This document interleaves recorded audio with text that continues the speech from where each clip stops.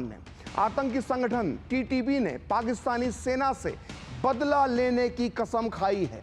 यानी अगले 48 घंटे, जी हां, अगले 48 घंटे पाकिस्तान पर बहुत भारी हैं। पाकिस्तान की सरहद पर अब कभी भी कत्लेआम मच सकता है। पाकिस्तान की एक गलती की सजा उसकी पूरी आवाम को भुगतना पड़ सकती है।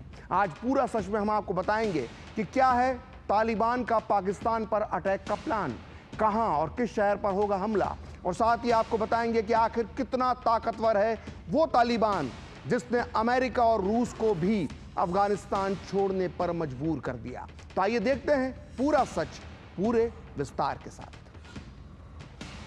तो बीते कुछ समय से पाकिस्तान और अफगानिस्तान के बीच धधक रही आग ने विकराल रूप लेना शुरू कर दिया है। 24 दिसंबर की देर रात अफगानिस्तान में पख्तिका के बरमल जिले में पाकिस्तानी लड़ाकू विमानों ने हमला बोल दिया और एक दो नहीं बल्कि 4 जगहों पर बमबारी की, जिसमें 46 लोग मारे गए। इनमें ज्यादातर महिलाएं और बच्चे हैं। बमबारी से कई मकान पूरी तरह से जमींदोज हो गए। हमला ऐसे वक्त हुआ जब पाकिस्तान का एक प्रतिनिधि मंडल अफगानिस्तान के अधिकारियों से बातचीत करने के लिए काबुल में मौजूद था। अफगानिस्तान पाकिस्तान के इस कदम को पीठ में खंजर भोंकने की तरह दिख रहा है। पाकिस्तान की इस हरकत से दोनों देशों के बीच टकराव बड़े संघर्ष का रूप लेता नजर आ रहा है। अफगानिस्तान तालिबान ने संप्रभुता का उल्लंघन बताते हुए पलटवार करने की धमकी दी है और साथ ही काबुल में पाकिस्तान के राजनयिक को तलब करके कड़ा विरोध भी दर्ज कराया है। ताज़ा विवाद उस समय गहरा गया जब तहरीक तालिबान पाकिस्तान यानी टीटीपी ने हाल ही में वजीरिस्तान के मकीन इलाके में पाकिस्तानी सेना के 16 जवानों को मार गिराया था। पाकिस्तान ने एयर स्ट्राइक करके ये संदेश देने की कोशिश की है कि वो अपने सैनिकों की हत्या बर्दाश्त नहीं करेगा। इन हवाई हमलों में पाकिस्तान ने 20 आतंकवादियों को ढेर करने का दावा किया है, लेकिन तालिबान के अधिकारियों का कहना है कि हमले में वजीरिस्तान के शरणार्थियों को निशाना बनाया है पाकिस्तान की सेना ने। तालिबान प्रवक्ता ने कहा है कि पाकिस्तान को उसकी कार्रवाई का मुंह तोड़ जवाब दिया जाएगा। तो क्या तालिबान ने अब आर पार की लड़ाई का मन बना लिया है और आतंक की जिस पौध को पाकिस्तान ने सींच कर बड़ा किया था, क्या अब उनकी नई खेप अपने ही आका को अंजाम तक पहुंचाने में जुट गई? तो तालिबान ने पाकिस्तान से बदला लेने के लिए अपनी तैयारियां शुरू कर दी हैं। अगले कुछ दिनों में तालिबान पाकिस्तान में कोई बड़ा हमला कर सकता है, ऐसा जानकारों का कहना है। यह हमला आतंकवादी घटना की तरह भी हो सकता है। वहीं कुछ जानकारों का मानना है कि तालिबानी सेना पाकिस्तान की सीमा में दाखिल भी हो सकती है और अब इसकी आहट मिलना भी शुरू हो चुकी है। इस बीच तालिबानी रक्षा मंत्रालय ने भी पाकिस्तान की सीमा पर बड़े पैमाने पर हथियार और एयर डिफेंस तोपों को भेजा है। इसके अलावा सीमा पर 15,000 अफगान सैनिकों को भेजा जा रहा है और मीडिया रिपोर्ट्स ये कह रही हैं कि लगभग 15,000 तालिबानी लड़ाके और अफगान फौज के सैनिक काबुल, कंधार और हेरात से निकलकर खैबर पख्तूनख्वा के मीर अली बॉर्डर की तरफ बढ़ रहे हैं। इन्हें बस एक आदेश का इंतजार है। उसके बाद ये सैनिक पाकिस्तान में घुसकर अपने नागरिकों की मौत का बदला भी ले सकते हैं, ऐसा जानकार कह रहे हैं। और तालिबानी रक्षा मंत्री और मुल्ला उमर के बेटे मुल्ला याकूब ने ऐलान किया है कि पाकिस्तानी सेना को इस हमले का करारा जवाब दिया जाएगा।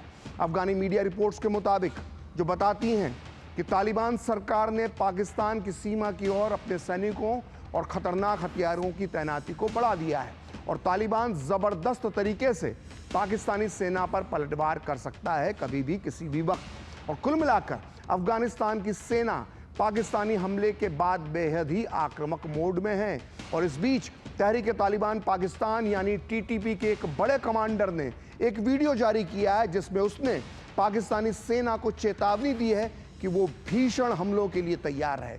टीटीपी कमांडर ने पाकिस्तानी सेना और सरकार को एक दूसरा इजराइल बताया है। उसने कहा है कि पाकिस्तानी सेना के खिलाफ उनका एक्शन तालिबान के जिहाद का हिस्सा है। आइए सुनते हैं इस तालिबानी कमांडर ने क्या कहा।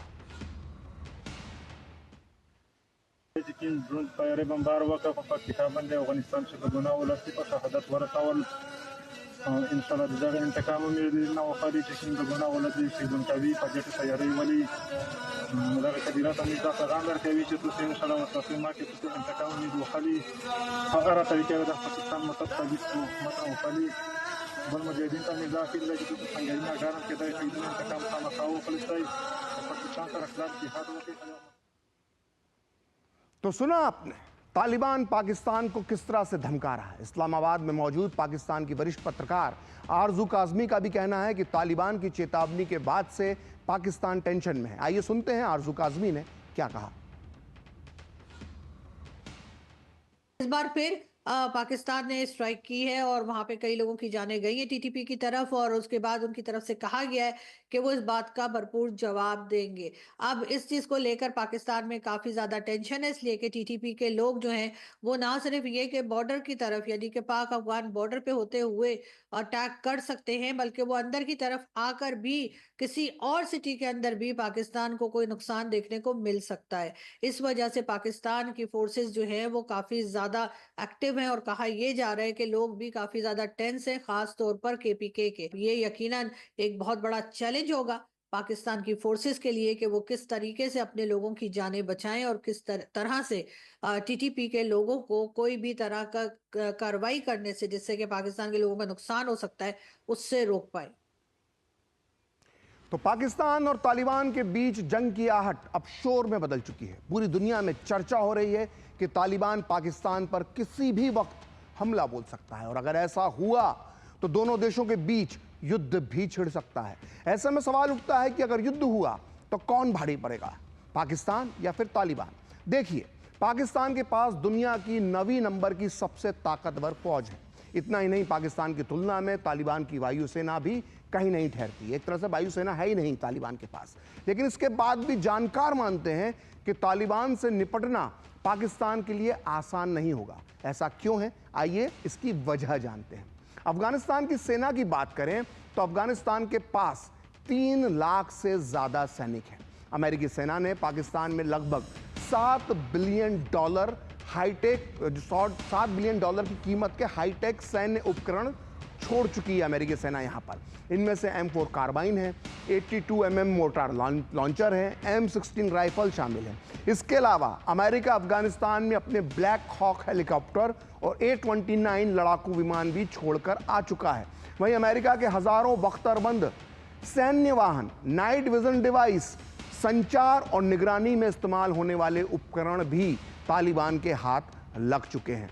वहीं बताते हैं आपको कि रूसी हथियारों का भी बड़ा जखीरा अफगानिस्तान में है, जो अब तालिबानी के लड़ाकों के कब्जे में, लंबे समय से कब्जे में है।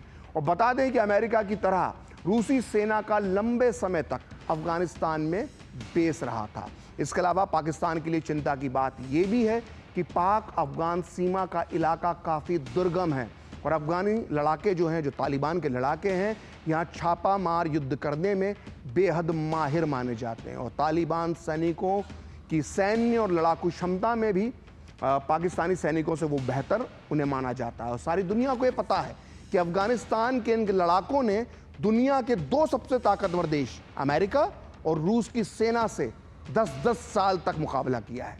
1979 से 1989 तक 10 सालों में अफगान लड़ाकों ने सोवियत सेना का ज़बरदस्त मुकाबला किया और उन्हें ज़बरदस्त चुनौती दी और उन्हें वापस लौटने पर मजबूर कर दिया। वहीं अमेरिका की बात करें तो अफगान लड़ाकों ने 2001 से 2021 तक अमेरिकी सेना से भी मुकाबला किया। तो सोचिए, जिन अफगान लड़ाकों पर रूस और अमेरिका पूरी तरह से फतेह हासिल नहीं कर पाए, उनका पाकिस्तान आखिर क्या बिगाड़ लेगा। तो अब आपको बताते हैं कि आखिर पाकिस्तान और तालिबान के बीच विवाद का इतिहास कितना पुराना है। पाकिस्तानी सेना ने 2014 में उत्तरी वजीरिस्तान में आतंकियों को कुचलने के लिए ज़र्ब-ए-अज़्ब नाम से एक बड़ा सैन्य अभियान चलाया था, जो लंबे समय तक जारी रहा। इस अभियान में सैकड़ों आतंकवादियों को मारे जाने का दावा किया। कई बार तो कहा जाता है हजारों आतंकवादी मारे गए, लेकिन लाखों स्थानीय निवासियों को भी युद्ध के डर से अपने गांव छोड़ने के लिए मजबूर होना पड़ा। इनमें से कई पाकिस्तान के दूसरे शहरों में भाग गए, लेकिन बड़ी संख्या में लोग डूरन रेखा पार कर गए, यानी अफगानिस्तान और पाकिस्तान की जो बॉर्डर है, और अफगानिस्तान में वजीरिस्तान शरणार्थी शिविरों में जाकर वो लोग बस गए। 2017 में भी पाकिस्तानी सेना ने टीटीपी आतंकियों के सफाई के लिए ऑपरेशन राद्दुल फसाद चलाया था। इसी साल जून में पाकिस्तान ने अज़्म-ए-इस्तेहकाम के नाम से सैन्य अभियान शुरू किया, और सुरक्षा विश्लेषकों का मानना है कि ताज़ा हवाई हमले शायद इसी ऑपरेशन का हिस्सा हो। हालांकि पुराना रिकॉर्ड बताता है कि इस तरह के सैन्य अभियानों से इस तरह के मिशन से कुछ हासिल नहीं हो सका, बल्कि आम लोगों की ही मुश्किलें बढ़ाई गई। 2 दशकों से गृह युद्ध झेल रहे अफगानिस्तान से अमेरिकी सेना की वापसी से पहले दोहा शांति समझौते में यह सहमति बनी थी कि अफगानिस्तान में जो भी अंतरिम सरकार बनेगी वो देश की जमीन का इस्तेमाल आतंकवाद या दूसरों पर हमलों के लिए नहीं करने देगी। पाकिस्तान को उम्मीद थी कि अफगान तालिबान यानी टीटीपी को काबू में करेगा, लेकिन असल में हुआ ऐसा नहीं। अफगानिस्तान में तालिबान के सत्ता में वापसी के बाद 2021 में कई गुटों में बटा टीटीपी एक हो गया और सभी गुट मिलकर पाकिस्तान को निशाना बनाने लगे।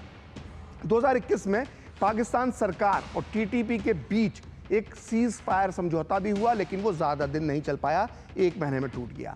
टीटीपी के हमले बढ़ने के बाद पाकिस्तान वार्ता से ये कहते हुए पीछे हट गया कि किसी भी स्तर पर बातचीत अब टीटीपी के आत्मसमर्पण यानी सरेंडर के बाद ही होगी।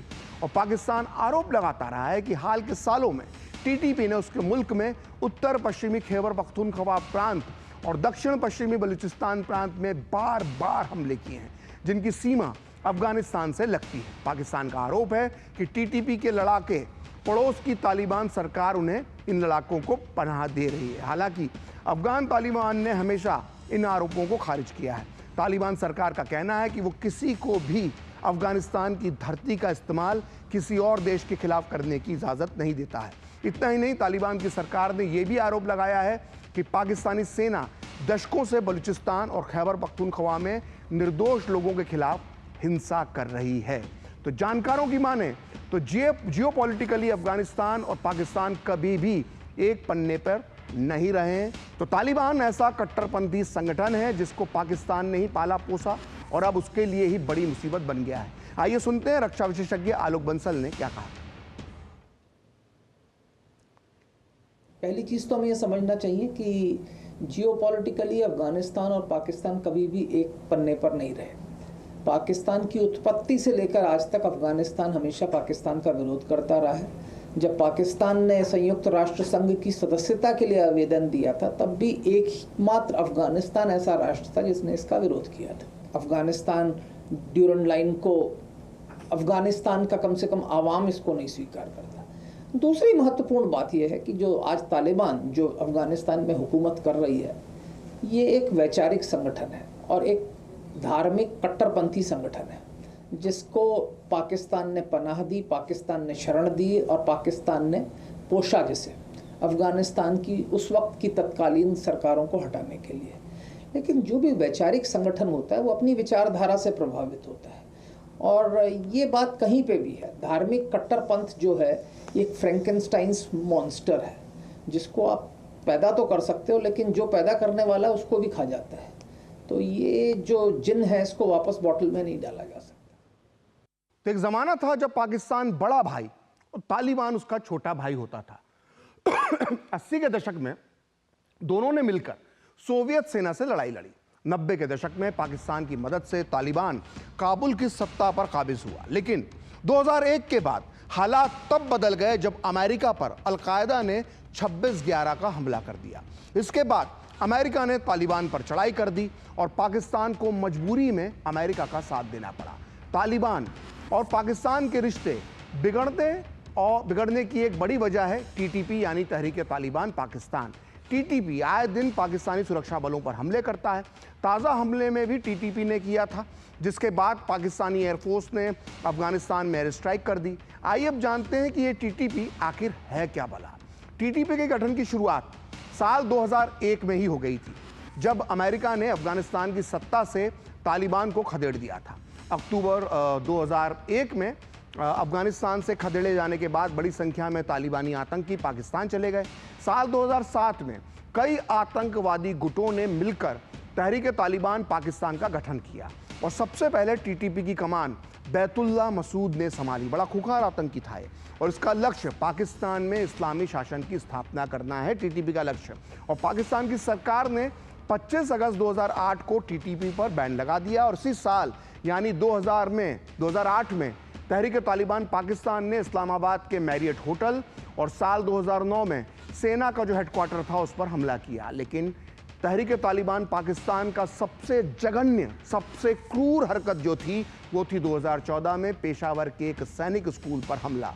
इस हमले में 150 लोगों की मौत हुई थी, जिनमें से ज़्यादातर स्कूली बच्चे थे। 2021 में जब अफगानिस्तान की सत्ता पर तालिबान की वापसी हुई तो पाकिस्तान को लगा कि तालिबान की सरकार टीटीपी पर काबू पाएगी, लेकिन यही वजह है कि नवंबर 2021 में पाकिस्तान की सरकार और टीटीपी के बीच में एक सीज फायर के लिए एक समझौता भी हुआ। हालांकि ये समझौता ज़्यादा दिन नहीं चला और महीने भर बाद ही टूट गया था। अब पाकिस्तान का दावा है कि टीटीपी अफगानिस्तान से संचालित हो रहा है और वहीं से हमले किए जा रहे हैं, इसलिए दोनों देश अब युद्ध के मुहाने पर पहुंच गए। तो इस्लामाबाद में मौजूद पाकिस्तान की वरिष्ठ पत्रकार आरजू काज़मी ने बताया कि पाकिस्तान और टीटीपी की दुश्मनी कैसे परवान चढ़ती गई। आइए सुनते हैं आरजू काज़मी ने क्या कहा।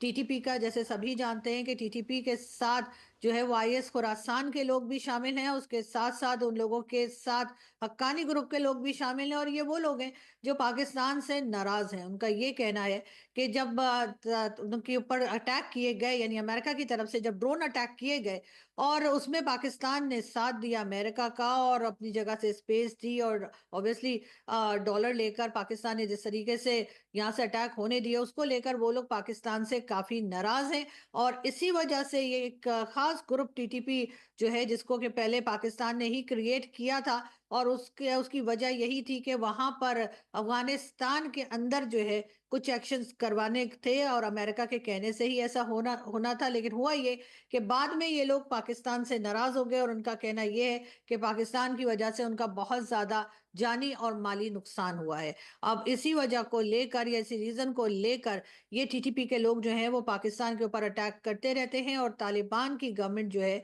वो भी इनको रोकने में कोई खास इंटरेस्टेड दिखाई नहीं देती। तो तहरीक तालिबान पाकिस्तान यानी टीटीपी ने इस्लामाबाद की सरकार और रावलपिंडी में बैठे पाकिस्तानी जनरलों की नींद उड़ा दी। एक रिपोर्ट में बताया गया है कि बीते कुछ सालों में पाकिस्तान में आतंकवादी हमलों में तेजी से वृद्धि हुई है, और पाकिस्तान में अब तक कई बड़े आतंकवादी हमलों की जिम्मेदारी टीटीपी ले चुका है। साल 2024 में सिर्फ खैबर प्रांत में आतंकवादी घटनाओं में 929 लोग मारे गए हैं, जिनमें 193 आम नागरिक, 407 जो हैं वो टीटीपी के आतंकवादी और 329 पाकिस्तानी सुरक्षा बलों के लोग हैं। और Pakistani think tank Pakistani institute for piece studies का कहना है कि साल 2023 में पाकिस्तान में 306 आतंकवादी हमले किए गए थे, इनमें से 693 लोगों की जान चली गई थी।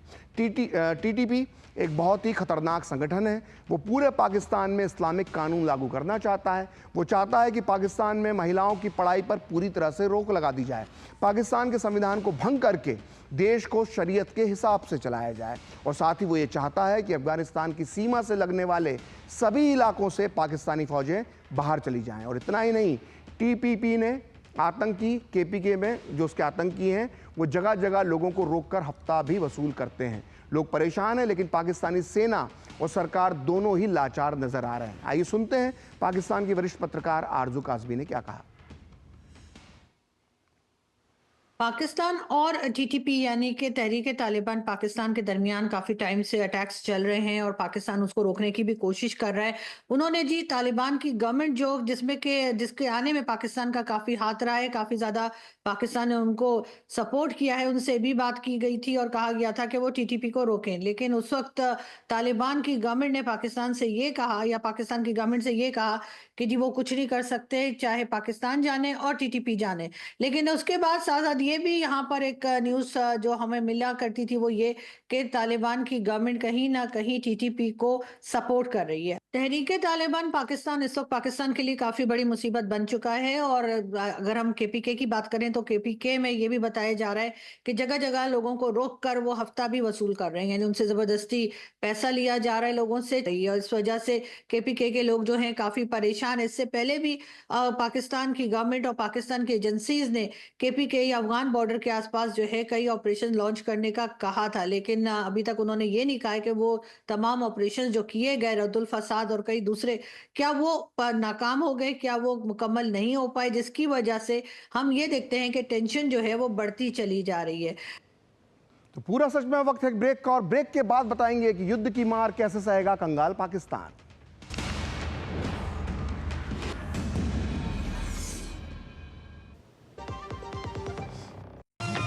मन की बात है जन जन की, संघर्षों के कुछ किस्से, कहानी कुछ सफलताओं की, अनकही विरासत की, उम्मीदें नए भारत की।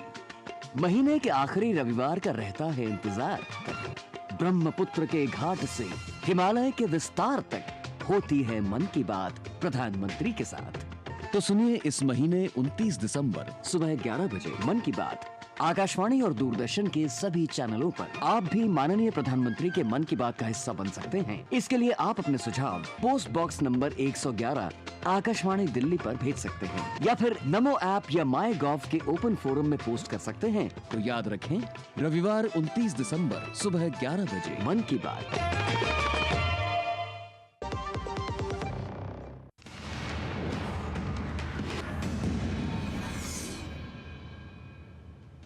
तो ब्रेक के बाद पूरा सच में आपका एक बार फिर से स्वागत है। और अफगानिस्तान से भिड़ना पाकिस्तान के लिए आसान नहीं होगा। दरअसल पाकिस्तान इस वक्त अपने सबसे बड़े आर्थिक संकट का सामना कर रहा है।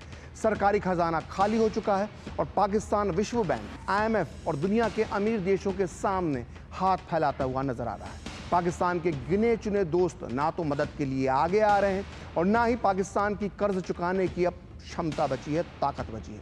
पाकिस्तान पर इस समय कर्ज का बोझ 130 अरब डॉलर तक पहुंच गया है। चीन, जो कि पाकिस्तान का सबसे बड़ा कर्जदाता है, उसने भी अपने कर्ज की तुरंत अदायगी की, यानी कर्ज चुकाने की मांग की है। वहीं विश्व बैंक की ओर से जारी एक अंतर्राष्ट्रीय लोन रिपोर्ट 2024 के अनुसार पाकिस्तान इस साल IMF से सबसे ज्यादा कर्ज लेने वाले 3 देशों की लिस्ट में शामिल है। इस रिपोर्ट के मुताबिक पाकिस्तान का कुल कर्ज उसके कुल निर्यात का, यानी उसके कुल एक्सपोर्ट का 352, जी हाँ 352% है, और सकल राष्ट्रीय आय का 39% है।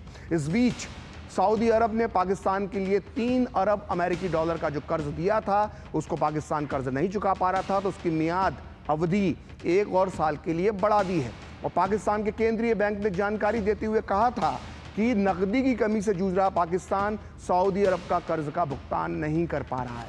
और आर्थिक संकट से किसी तरह से उबरने के बाद पाकिस्तान की शहबाज सरकार ये प्लान बना रही है कि अगर हम संकट से उबर जाएंगे तो पेंशन का बोझ भी घटाना होगा। इसके लिए रिटायरमेंट की उम्र 60 से घटाकर 55 वर्ष करने पर पाकिस्तान की सरकार विचार कर रही है।